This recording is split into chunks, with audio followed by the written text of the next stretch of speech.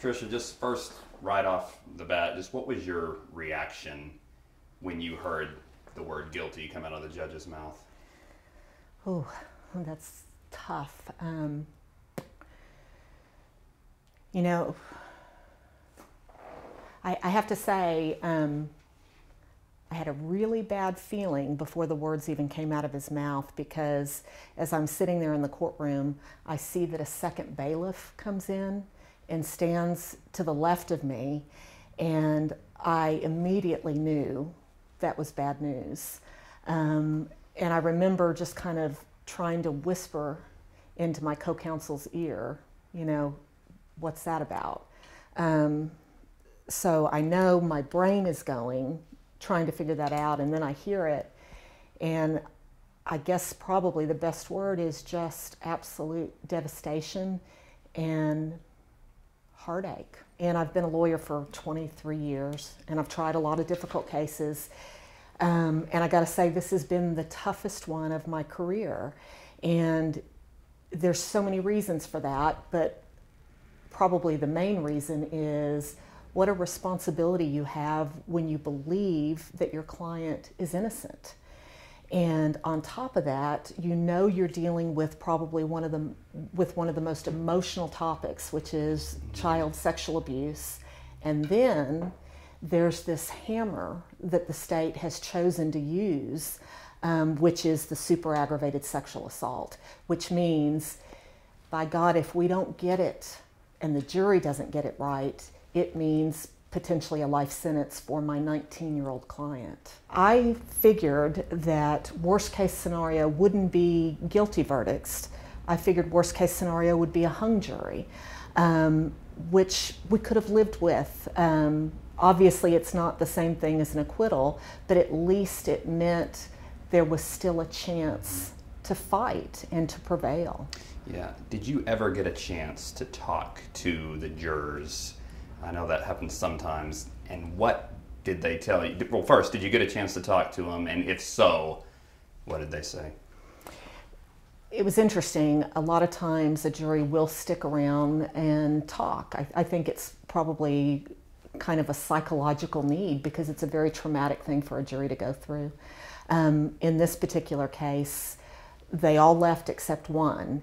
And so, yes, I did talk to one juror, and he gave me some interesting information. The question is whether or not he was really able to communicate what the rest of the jury was thinking about. I think, my guess or speculation about the jury leaving is, I think they were tired, they were fatigued, it was difficult, and they were ready to leave the courthouse. Mm-hmm. Did that one juror say, though, that we believe the 4-year-old? Did we just...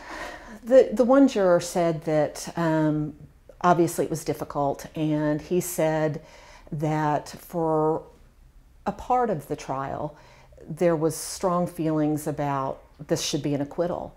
And it was an evolution to get from those strong feelings to guilty verdicts. Mm-hmm. And at the end of the day, what he said is they pretty much disregarded most everything, and they went back to the original statement made by the first victim to his mother.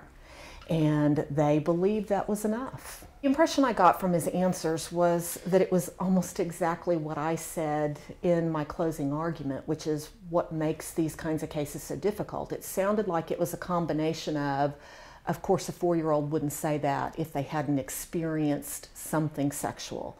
And then, kind of as a secondary point, they said, so we kept waiting to hear why. Why would he say that? Was there somebody else that did it? And because they never got that answer, they believed the child. Mm-hmm. Greg is an amazing young man. And I'm sure me saying that will anger a lot of people, because a lot of people believe that he is a child molester. I don't. I think he is about as mature as a 19-year-old could be. I think he had to grow up real fast because he had very difficult decisions to make.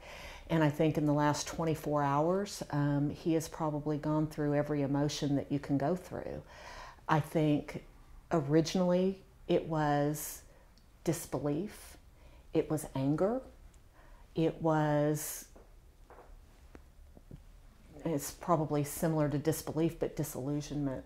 But I think at the end of the day, he's a spiritual person, and he believes that the right thing will happen. And I hope and pray that he's right. And I hope and pray that he is able to be safe. And as his mother said yesterday, be able to take this horrific situation and try to make good of it. Yes, and let me say, we did discuss that plea bargain offer. And that, in addition to saying this has been one of the hardest cases I've ever tried, that was one of the most difficult points or times in representing Greg. Because as a lawyer, you know that somebody like Greg could be successful on probation, and you know that he could have a life without ever having to set foot in prison. So you communicate that to him, but you also know that not only on my assessment of what the evidence was, but on what Greg had told me, he didn't commit the crime. And so you have to really try to figure out, and it was Greg's decision, not mine, but you have to really search your soul and say, am I a risk taker, and am I going to stand on my principles, or am I going to do the safe thing? And Greg ultimately, after talking to his family, talking to me, he said, I can't do it because I can't stand up in front of the world and say I'm guilty for something I didn't do. The jury had said guilty in regard to the 2 counts of super aggravated sexual assault. So the only issue remaining was, what would the jury do as far as punishment? And understanding that a super aggravated sexual assault carries with it a minimum 25-year sentence with a maximum of life, and there's no parole. So when you talk about those years in prison, they're day for day. You know, I shouldn't even say day for day. They're minute for minute, hour by hour, day for day. And so the jury could do anything from 25 years to life. And it was very, very scary when you believed, leading up to those guilty verdicts, that the jury would get it right, and then they don't. So the scary part is, will they get it right as far as punishment is concerned? And right, by definition for me, is obviously it would have to be the minimum, but you don't know. And so that's kind of the emotional aspect of it, or the psychological aspect of it, but throw in the legal side to it. And the legal side is, as I said just a second ago, by no means was this Greg saying, I committed the crime. This was Greg saying, I stood on my principles, I took the chance, I put it in the hands of the jury, and it didn't work. Something went wrong. So am I going to put it in the hands of the jury again? And so, of course, you have to say, what other options are there? And truly, the only other options at that point would be either, one, to see if we could let the judge assess punishment. And legally, the only way the judge could assess punishment is if both the defense and the state agreed to waive the jury's right to assess punishment. So that's option number one. Option number two would be, is there any way to convince the state that the right thing to do was just to simply give him the minimum? And I hate using the word minimum, because there's nothing minimum about a 25-year sentence for a 19-year-old in these circumstances, when it means day for day. And let me add to that, and I'm sure people are feeling this, 25 years day for day is more than most people get for murders. And quite frankly, in Texas, the maximum sentence on a non-capital case is life. And the way parole law works is you're eligible in most instances after you've done 30 years. So essentially the minimum of the 25-year sentence was almost the maximum in a murder case where parole is an option. So So then I've discussed you can let the jury do it, you can roll the dice, you just lost with them the day before, you could try to let the judge do it, but only if the state agrees, and they won't. Or you can finally try to convince the state that the right thing to do is the minimum. The state's response was, there's no way we're going to do that if he does not give up his right to appeal.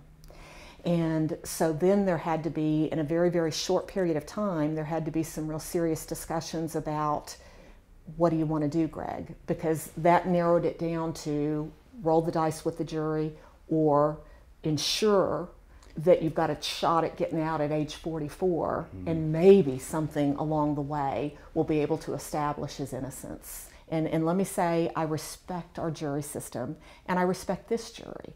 I just don't think they got it right. But what happened is, it seems as if they disregarded everything regarding Greg.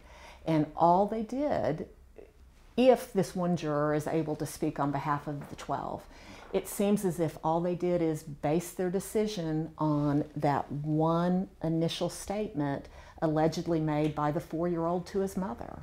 And that's just what is so terribly frightening about this whole thing.